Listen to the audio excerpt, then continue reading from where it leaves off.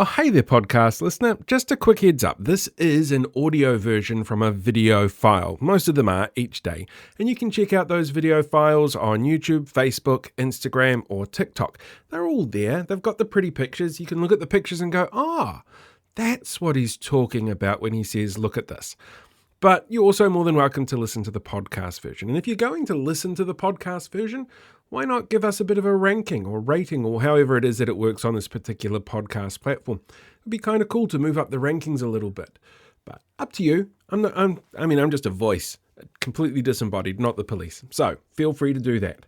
All right, I'm going to hand you over to Paul now so you can see what depressing thing it is that he's talking about at the moment for this episode. Hello there, kia ora. Last week, I did a Substack piece on how far-right groups have infiltrated local ratepayer groups around the Motu to steer conversations and drive voters towards candidates sharing their extreme views.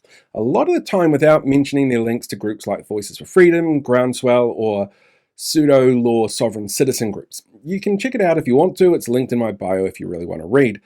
One of the people who took exception to letting people know about the far-right groups trying to steer voters in those elections is Matamata Piako District Councillor Caleb Ansell, a far-right local politician who is also the master of the millennial pause.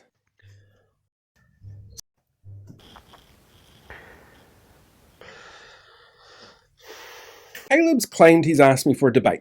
I think he's referring to the comment he made on the Facebook post about the article, and when he got a response pointing out what actions make him far-right, he decided to jump on TikTok and try to emasculate me into a debate and question my methods. Well, Paul, I publicly challenge you to explain yourself. You don't get to level accusations, make statements about people without backing them up with evidence. Now's your time to shine, sweetheart. If you've got the balls, you can debate me in public. Man up, Paul, man up. Which sounded like a great way to volunteer as a teaching experience, because Caleb is actually a really great example of someone on the far right who edits his content back catalogue to downplay some of his more controversial beliefs and interactions, as well as being helped a little bit by his relative obscurity. And there are a number of local election candidates who do this, which means voters can't make informed decisions because they don't have access to all the information that can help them make a decision based on what they believe is important for their area. So let's start with what the far right actually is. Collins Dictionary defines it as the more extreme supporter or advocate of social, political, or economic conservatism, or reaction based on generally held beliefs that things are better if they're left unchanged. But it should also be noted that international media, political scientists, and historians all have differing views of what is considered far-right, and that definition is also dependent on local political discourse and paradigms, and that difference in definition is often used to make the claim that someone can't be far-right because a definition doesn't match their specific situation. Social psychologists highlight that people with lower incomes coupled with lower educational levels are the most susceptible to falling into the far-right, but they're certainly not exclusive to it. And they tend to have a thing for authoritarianism, social dominance orientation, out-group prejudice, and a strong admiration of hierarchy and authority. But like most people, have trouble identifying where on the political spectrum they really are, because most of us use ourselves as a line of what rational and principled is, not extreme. So they tend to use terms like patriotic or realist instead, which means that we should probably be looking at the term in a New Zealand context. And the most definitive resource that we have on this outside media is actually the Royal Commission report into the Christchurch terror attack, which says the far right hold a general belief that people and the state are one, and foreigners threaten community.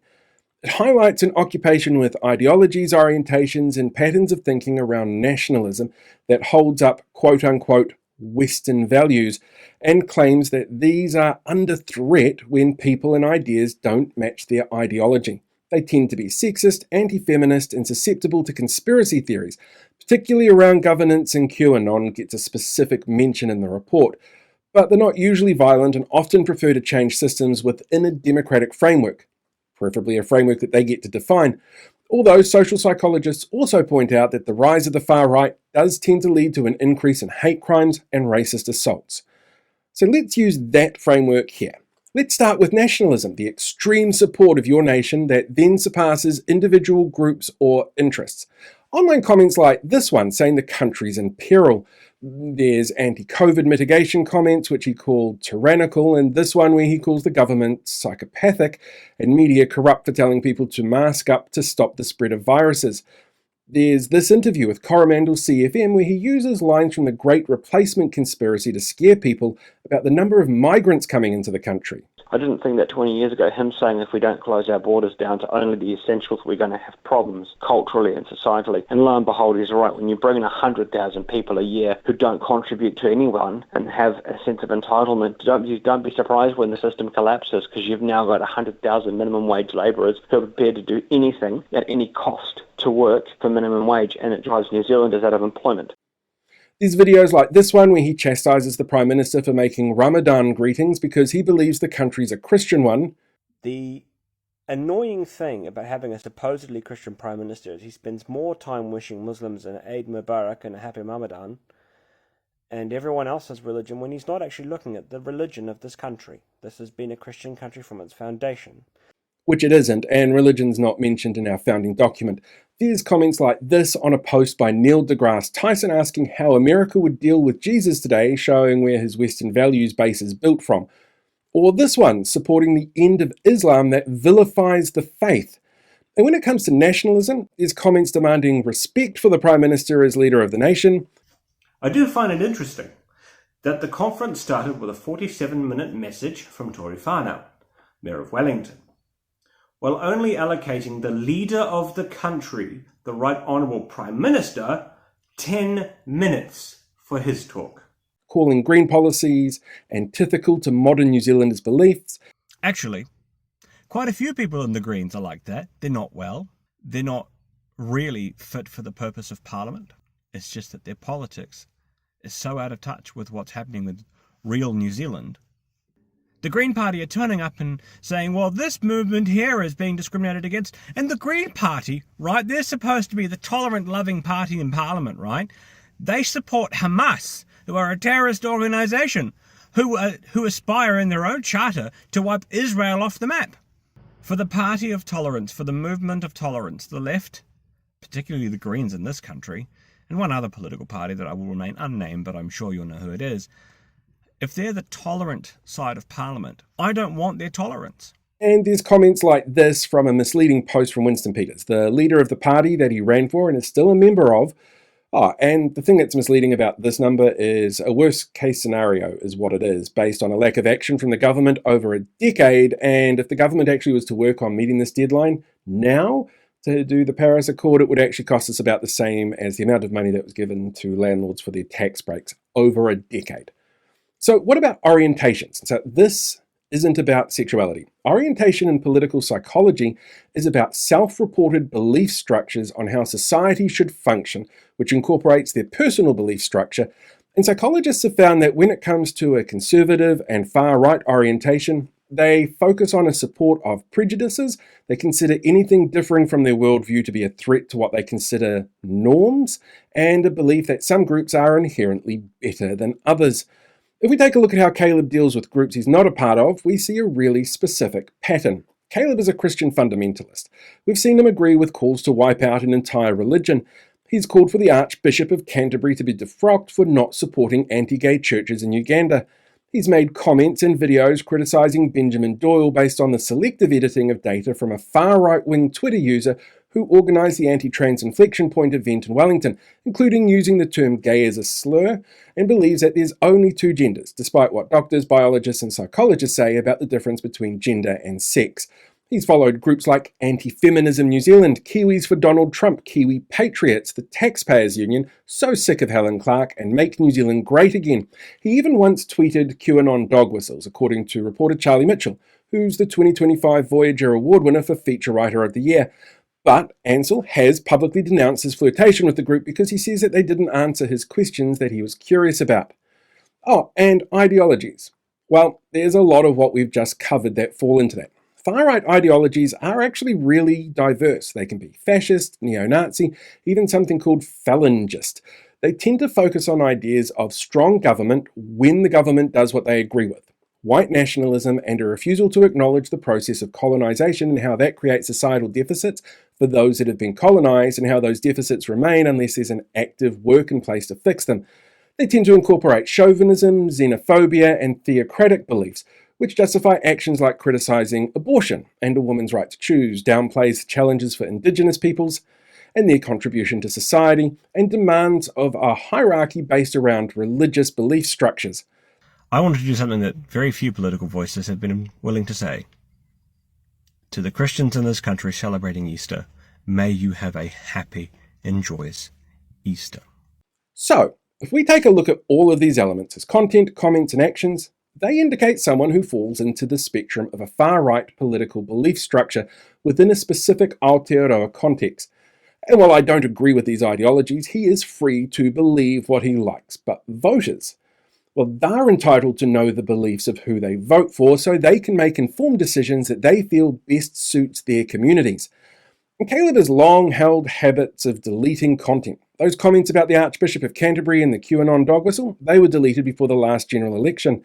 His comments on COVID mitigation steps and even content around his time running as a candidate for ultra-Christian extremist party, the New Conservatives, have been removed, and he's been known to try and manipulate online commentary, deleting comments he finds don't match his views or challenge him, or misleading people, like the comment on my Facebook page where he claims elected members do in fact have to declare their personal and specific political philosophies, where a declaration of interest is about financial interests that may cause conflicts of interest in council business proceedings.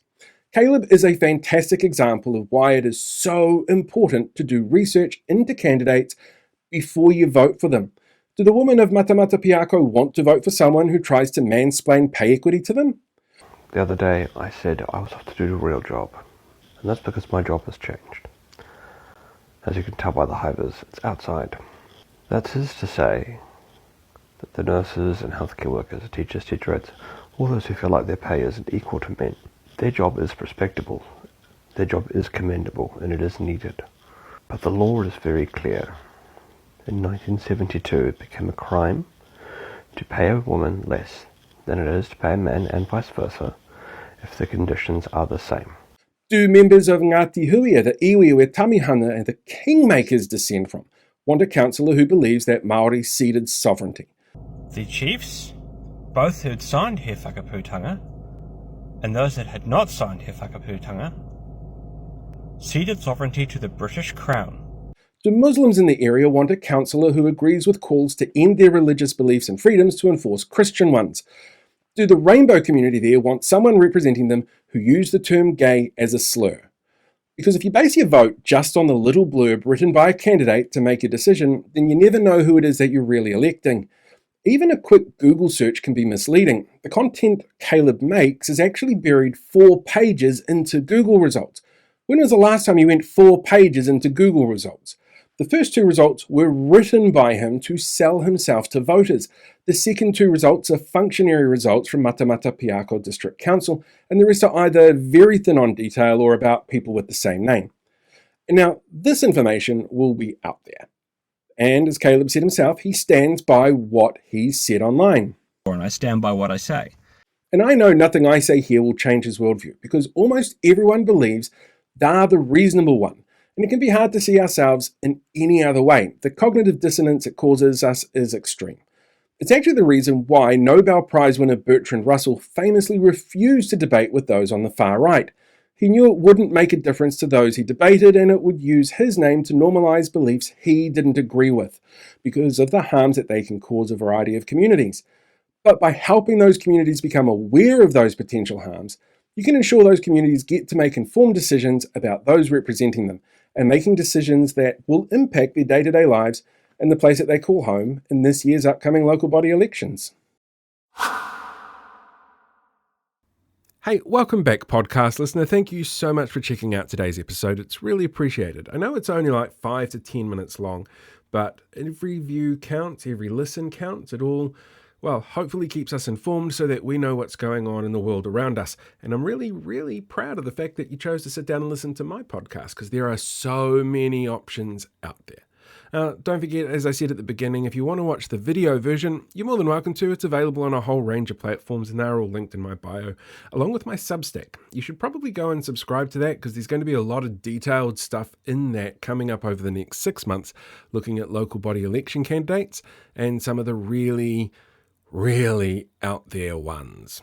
But yeah, entirely up to you. If that's not what you want to do, cool. Anyway, make sure you have a fantastic day. I will catch you guys all next time. Live long, prosper, be one with the Force, and I will see you around.